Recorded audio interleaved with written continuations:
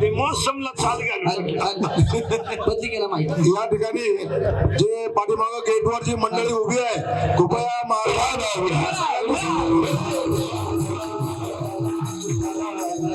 आता विक्षेप न करू. अभंग तुकाराम महाराजांचा अभंग तुकाराम महाराजांचा तुकाराम महाराजांच्या खात्यातील त्या चरणाचा. आणि अभंगाला सुरुवात केल्यापूर्वी आपलं पहिलं वाक्य चाललं होतं कीर्तनातलं, हा अभंग स्व अनुभव आहे. आणि अभंगाला सुरुवात केल्यापूर्वी मी तुम्हाला ते मोबाईल मध्ये डोकं नका. अभंगाला सुरुवात केल्यापूर्वी मी तुम्हाला 6 वाक्य सांगणार होतो.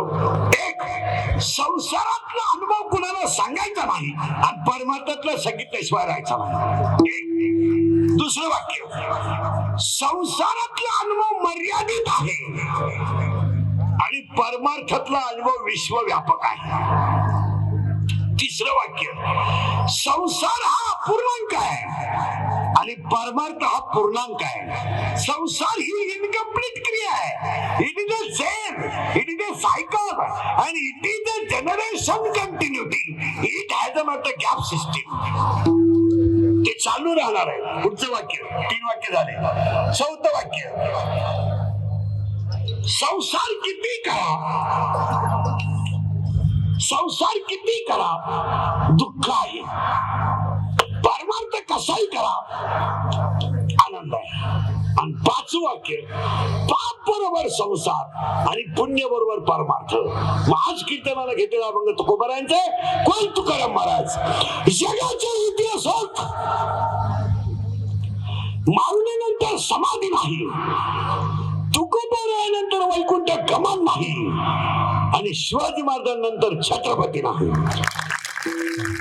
गंधर्वानंतर गाणं नाही, माशानंतर पोहणं नाही, गरुडानंतर भरारी नाही, मारुतीनंतर ब्रह्मचारी नाही, रामानंतर आचरण नाही, रावणानंतर श्रीमंती नाही, चंद्रानंतर शीतलता नाही, सूर्यानंतर तेजस्विता नाही, मेघानंतर उदारता नाही, कर्णानंतर औदार्य नाही, आईनंतर प्रेम नाही, साधूनंतर कृपा नाही, देवानंतर आशीर्वाद नाही आणि मानवानंतर बुद्धी नाही.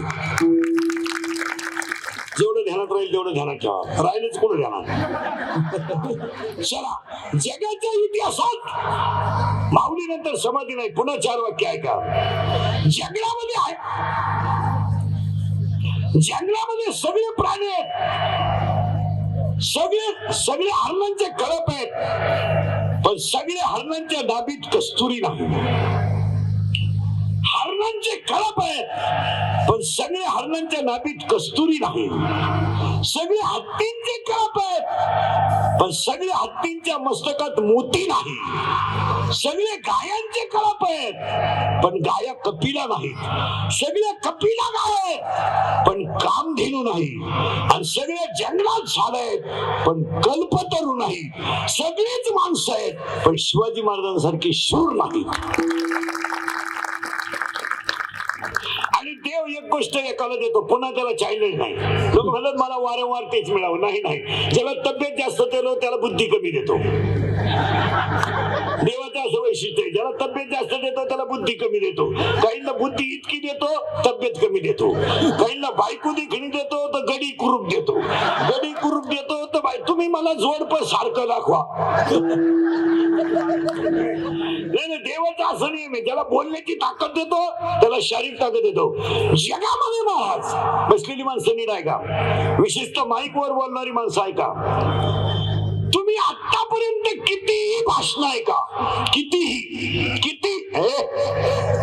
कितीही भाषण ऐका आणि कितीही अभ्यासपूर्ण बोलणारा माणूस असू द्या, किती व्याख्या द्या. आता आपण सगळ्यांची व्याख्यानं ऐकतो, पण महाराज माईकवर गेल्यानंतर दुसऱ्याच्या हृदयाचं छेद घेणार स्वर्गीय श्री बाळासाहेब ठाकरेंनंतर भाषण नाही. भाषण करणारे नाही,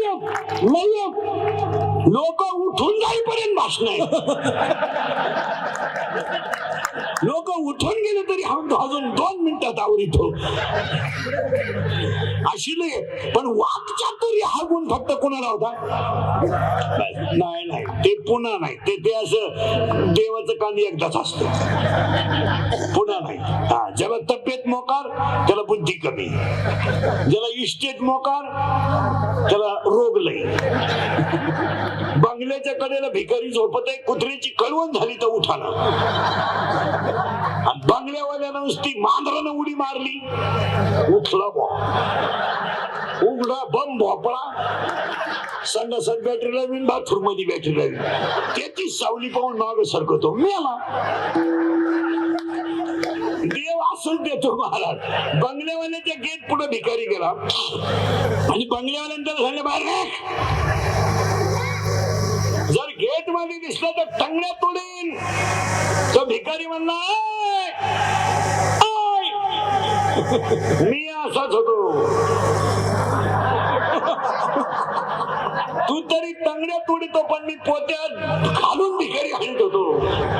आता माझे हे दिवस आले हे तुला सांगाय आलो. चला थोडं मग आता अभंगाला सुरुवात झाली, फटाफट उत्तर द्यायचे तुम्ही. हा अभंग तुकोबारायांचा आणि अनुभव आहे. अभंगातला पहिला मुद्दा संपला. अभंगातला दुसरा मुद्दा, कीर्तन ऐकणाऱ्यांना सूचना, फार थोडे दिवस इथं राहायचंय. सगळ्याची गॅरंटी महाराज, याची काय गॅरंटी? हातात घेतलेला घास तोंडात गेला तर जेवला, आणि गावाला गेला आणि त्याच गाडीत घरी आला तर आला. तो जर अँब्युलन्स मध्ये आला गेला. याची काय गॅरंटी? हातात घात घेतला नाकापर्यंत आला, काय गॅरंटी? काय इलेक्ट्रिकच्या दुकानात गेल्यानंतर बल्ब आला म्हणतो किती वापर बदलून देईल. अहो ही बल्बाची गॅरंटी आहे, विकणाऱ्याची गॅरंटी काय? पैसे मोजतानाच मिळाला, गॅरंटी नाही. म्हणून पुन्हा चिंता करायची नाही. आणि एकच शब्द सांगतो म्हणजे मला पहिला मुद्दा संपवायला, आपण येताना काही आणलं नाही, जाताना काही न्यायचं नाही. आपण जन्माला आलो तेव्हा ज्या फडक्यात गुंडवलं त्याला खिसा नव्हता, आणि आपल्याला जाळायला ज्या फडक्यात न्यायचंय त्यालाही खिसा नाही. मग येताना जर खिसा नाही आणि जातानाही खिसा नाही तर मध्ये खिसे कापतो का? नाही. या जगात काही नाही, येताना काही नाही. दोन मुद्दे संपले आणि तिसऱ्या मुद्द्याला अभंगाला सुरुवात झाली. आज आपल्या सगळ्यांचे लाडके खासदार श्रीमान आदरणीय चंद्रकांतजी खैरे साहेब आणि यांच्या कार्यक्रमाचे आयोजक राजीव वैद्य आणि विश्वनाथ स्वामी. कार्यक्रमाला सुरुवात करण्यापूर्वी आता खैरे साहेबांचे आपले 10-15 वर्षाचे घरगुती संबंध, त्यांचे कीर्तन अभिष्ट चिंतनाला थोडे म्हणजे त्यांना 100 वर्ष भीती नाही. इंद्रिकरचं कीर्तन जर वास्तुशांतीला ठुलं तर दुसरा बंगला वर्षात होतोय. आता यांना वाढदिवसाला ठुलं म्हणजे पुन्हा खासदार तेच होणार. आणि त्यांना अनुभव आलाय 15 वर्षाचा. आपले 15 वर्षाचे संबंध आहे. पण आजच्या कीर्तनामध्ये त्यांच्यापेक्षा त्या दोन बिचाऱ्या निष्ठावंत कार्यकर्त्यांचं कौतुक करावं की त्यांच्या तुमच्या खैरे साहेबांवर असणारी निष्ठा स्वामी आणि वैद्य साहेब यांनी एवढ्या मोठ्या समाजाने प्रगट केली. ही खरी शक्ती आहे, ही श्रद्धेचा भाग आहे. महाराज, क्षेत्र राजकारण असो किंवा क्षेत्र धार्मिक असो, पण श्रद्धा असायलाच. श्रद्धा, आता क्षेत्र राजकारण असो, ते काम करण्याचं क्षेत्र वेगळं आहे, पण मूळ उद्दिष्ट तर एकच आहे. परत मी नाही का, कुणी माणूस राजकारणात काम करीत असेल, कुणी माणूस धार्मिक क्षेत्रात काम करीत असेल, पण धर्म टिकवणं हेच उद्दिष्ट आहे. आमचं क्षेत्र धार्मिक आहे, तुमचं क्षेत्र राजकीय आहे. क्षेत्रामध्ये भिन्नता आहे पण उद्दिष्ट समान आहे. त्याला क्षेत्रामध्ये भिन्नता आहे म्हणजे ability of thinking power is present in only man and absent in animal. मेंदू सगळ्यांना समान आहे, मेंदूची काय अडचण नाही, पण काहींनी शेवटपर्यंत मेंदू वापरलाच नाही. काहींनी इतका मेंदू वापरला का येणे झाले, आणि काहींना शेवटी कळलं आपल्याला मेंदू आहे. आता एक शब्द सांगतो तुम्हाला, नीट ऐका. पाणी उसात गेलं तर ते गोड आहे, पाणी कारल्यात गेलं तर ते कडू आहे, पाणी मिरचीत गेलं तर ते तिखट आहे, आणि पाणी विषात गेलं तर ते विष आहे. हा पाण्याचा दोष नाही, त्या पदार्थाचा दोष आहे. तसं जन्माला आलेला प्रत्येक जीव हा भगवंताचा अंश आहे. तुमच्या कर्मावरून तुम्ही मोठे ठराल किंवा लहान ठराल. प्रश्नपत्रिका तर एकच आहे, तपासणारा तर एकच आहे, पेपर 2 तासातच लिहायचा आहे. एक मेडिकलला गेलाय, एक इंजिनिअरिंगला गेलाय, एक कॉमर्सला गेलाय, एक सायन्सला गेलाय आणि एक सुटलाच नाही. परीक्षेचा काय दोष? कुंभाराच्या हव्यातून बाहेर पडलेले मडके समान आहेत. पण